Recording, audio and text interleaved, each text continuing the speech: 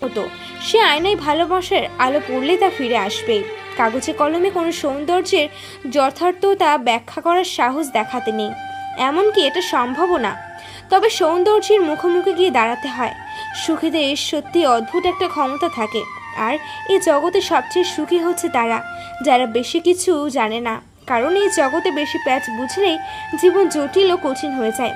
এটাই যে সত্যি যে জীব মানুষকে অনুভূত করে ফেলতে পারে, যেমন সবুজ ঘাসের ওপর শিশির বিন্দু, অথবা কারোর মুখে নির্মল হাসি। খুব বেশি সুন্দর কোনো কিছু হয়তো দীর্ঘস্থায়ী হয় না, এবং খুব ভালো মানুষেরাও বেশি দিন বেঁচে থাকলেও তারা বেঁচে থাকে তাদের ভালো কর্মের মাঝে, বেঁচে থাকে তাদের আচরণ ও ব্যবহারের মাঝে। মানুষের মৃত্যু ঠিক ওই শিশুর বিন্দুর মতোই।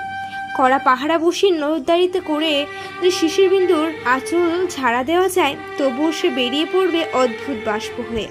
তাই বলে মৃত্যুর ভয়ে কেউ স্থির থাকে না, কারণ চলতে শুরু না করলে হয়তো পথ হারাবার ভয় থাকে না, কিন্তু তাতে গন্তব্যে পৌঁছানোর আশাটা একেবারেই ফুরিয়ে যায়।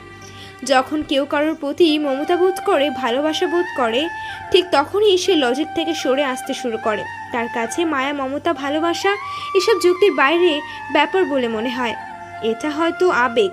আর মানুষ যখন বাস্তবতাকে তার চিন্তায় রাখে, তখন তারা লজিক বা যুক্তির বৃত্তে থেকেই তার জীবন পরিচালনা করতে থাকে, এবং তারা জীবনের প্রকৃত সংজ্ঞা বুঝতে পারে। বস্তুত জীবনের রং বড়ই বিচিত্র, কখনো লাল, কখনো নীল, কখনো রঙিন, আবার কখনো ফ্যাকাশে। জীবন কখনো মুক্তি পাখির মতো, আবার কখনো চুপসে যাওয়া ফুলের মতো। মানুষের জীবনের মাঝে মাঝে কিছু অপ্রত্যাশিত ঘটনা ঘটে যায়। সব গল্পের পরিণতি আমাদের কল্পনার মতো হয় না। কখনো কখনো গল্পের শেষটা মূল গল্পের চেয়েও বেশি ভয়ঙ্কর হয়ে ওঠে। হুট করে নতুন নতুন চরিত্রের আগমন ঘটে। আমাদের জীবনের প্রতিটি জিনিস পুরোপুরি আমাদের নিয়ন্ত্রণে থাকে না। জীবনকে যারা ঠিকঠাক বুঝে উঠতে পারে না, তারাই জীবনের এই অপ্রত্যাশিত ঘটনাগুলোতে তুমুলভাবে ভেঙে চুরে যায়। অথচ যদি আমরা আমাদের জীবনের একটা অনিয়ন্ত্রিত অংশের ব্যাপারটাকে মেনে নিতে শিখতাম, আমাদের জীবন অনেক সহজ হয়ে উঠতে পারত। পৃথিবীতে প্রতিটি পথেই জীবন নানান দুঃখ, কষ্ট, হতাশার পরশা সাজিয়ে বসে থাকে। তেমনি পৃথিবীর নানান স্তরের ভিতরে সাজানো থাকে জীবনের জাদুর চমক। আমাদের সে অপ্রত্যাশিত ঘটনার মতন কখনো কখনো জাদুর চমকগুলোর সাথেও দেখা হয়ে যায়। তবে দুঃখের অনুভূতি আমাদের যতটা জাগিয়ে তোলে, সুখের অনুভূতি ততটা জাগাতে পারে না। সুখানুভূতির স্থায়িত্ব দুঃখানুভূতির তুলনায় অনেক কম।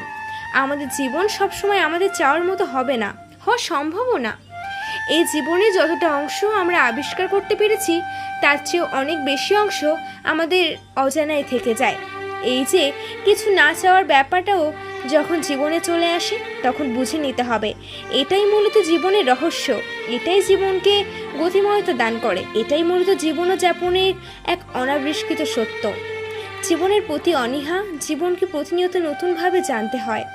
জীবনের প্রতি অনীহা নয়, জীবনকে প্রতিনিয়ত নতুনভাবে জানতে হয়, শিখতে হয়, নতুন করে বাঁচতে হয়। এটাই এই বেঁচে থাকার স্বল্পমেয়াদী আয়ুষ্কালের সৌন্দর্য।